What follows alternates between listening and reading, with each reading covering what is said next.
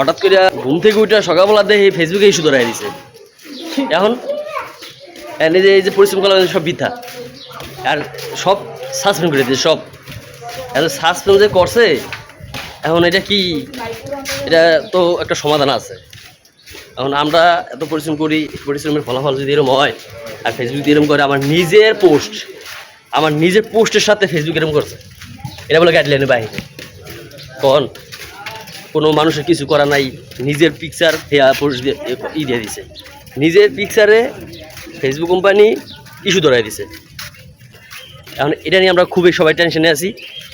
যাই হোক, তো অবশেষে আমরা এটা নিয়ে কাজ করছি, ঘাটাঘাটি করিয়া আমরা নিজেরা ইনশাল্লাহ এটা কন্ট্রোলে নিয়ে আসছি, ঠিক করছি। এই যে দেখুন এখন এই অবস্থা।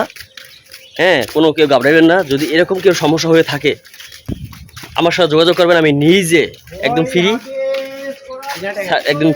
বিনা টাকায় আমি এটা সার্ভিস করে দেব, কোনো পারিশ্রমিক প্রয়োজন নেই।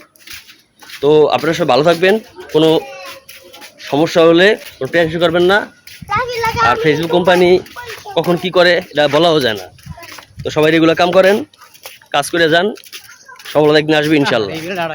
সব ভালো থাকবেন। অবশেষে আমাদের গাড়িটা আবার সাবেক জায়গায় নিয়ে আসতে পারলাম, এই দেখতে পাচ্ছেন। আলহামদুলিল্লাহ। আল্লাহ হাফেজ, আসসালামু আলাইকুম।